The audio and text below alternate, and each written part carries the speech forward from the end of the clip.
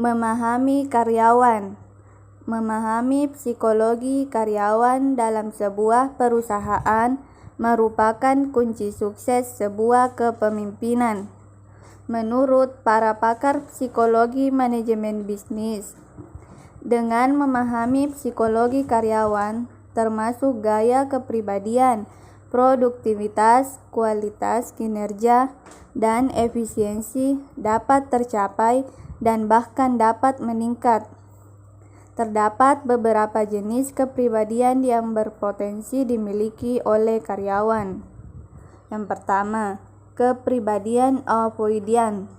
Jenis kepribadian ini umumnya memiliki beberapa tanda khusus. Salah satu tanda yang sangat menonjol adalah fobia sosial yang sangat ekstrim. Kemudian, tanda-tanda lainnya yaitu sangat sensitif terhadap masukan atau kritik yang ditujukan pada pribadi yang memiliki jenis kepribadian ini. Cemas dan takut yang berlebihan pada orang, dan lebih menyukai hidup terisolasi. Yang kedua, kepribadian dependen.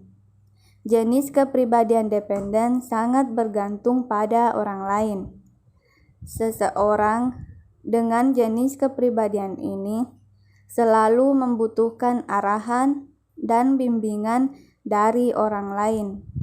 Ia akan selalu bertanya dalam mengerjakan pekerjaan, karena tipe kepribadian ini selalu mendapatkan arahan dan bimbingan. Karyawan dengan kepribadian dependen ini bisa menjadi karyawan yang loyal dan terlatih. Yang ketiga, kepribadian histerik. Tipe kepribadian histerik adalah tipe kepribadian yang tergolong mudah senang dan memiliki antusiasme yang tinggi.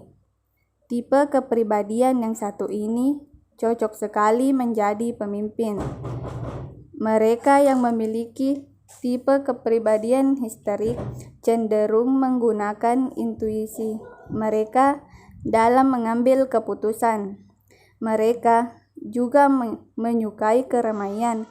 Kelebihan lainnya yaitu pribadi histerik adalah tipe pribadi yang murah hati. Bangun etika kerja. Masalah yang begitu kompleks yang sering dihadapi oleh para manajer adalah dalam menghadapi tingkah laku karyawan. Keadaan ini bisa menjadi tekanan dan bahkan tantangan dalam menerapkan aspek etika kerja seperti ketidakjujuran, ketidakdisiplinan, ketidakadilan, kecurangan, pertanggungjawaban atas administrasi, dan keegoan. Karena itu muncullah perhatian yang besar bagaimana caranya agar para karyawan, tentunya juga manajer, bekerja dengan standar etika tertentu. Etika kerja adalah aturan normatif yang mengandung sistem nilai dan prinsip moral yang merupakan pedoman bagi karyawan dan melaksanakan tugas pekerjaannya dalam perusahaan. Agregasi dari perilaku karyawan yang beretika kerja merupakan gambaran etika kerja karyawan dalam perusahaan. Karena itu, etika kerja karyawan secara normatif diturunkan dari etika bisnis. Konsekuensinya, etika tidak diterapkan atau ditunjukkan untuk para karyawan saja. Artinya kebijakan manajemen yang menyangkut karyawan seharusnya pula beretika. Misalnya, keadilan dan keterbukaan dalam hal kompensasi, karir, dan evaluasi kinerja karyawan. Jadi, setiap keputusan etika dalam perusahaan tidak saja dikaitkan dengan kepentingan manajemen tetapi juga karyawan. Menurut Medis dan Jackson, etika memiliki dimensi-dimensi, di mana dimensi yang pertama yaitu konsekuensi luas, artinya keputusan etika membawa konsekuensi luas. hal yang akan berpengaruh terhadap kehidupan karyawan, keluarganya, masyarakat, dan bisnis lainnya. Dimensi yang kedua yaitu alternatif ganda, artinya beragam alternatif sering terjadi pada situasi pengambilan keputusan dengan jalur di luar aturan. Dimensi yang ketiga yaitu akibat berbeda, artinya keputusan-keputusan dengan dimensi-dimensi etika bisa menghasilkan akibat yang berbeda, yaitu positif dan negatif. Dimensi yang keempat yaitu ketidakpastian konsekuensi, artinya konsekuensi keputusan-keputusan bernuansa sering terjadi diketahui secara tepat. Dimensi yang kelima yaitu efek personal, artinya keputusan-keputusan etika sering berpengaruh dalam kehidupan karyawan dan keluarganya.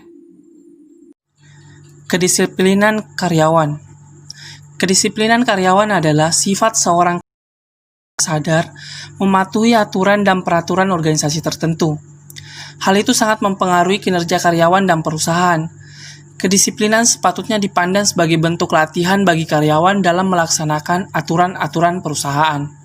Semakin disiplin, semakin tinggi produktivitas kerja karyawan dan kinerja perusahaan. Maka, komponen dapat dilihat dari beragam sisi. Yang pertama, kedisiplinan sebagai suatu aspek budaya perusahaan atau organisasi. Yang kedua, kedisiplinan terkait dengan kemungkinan terjadinya simpangan atau masalah kinerja perusahaan.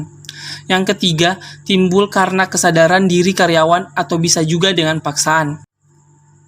Yang keempat, motif keinginan karyawan untuk diakui sebagai orang yang baik atau teladan.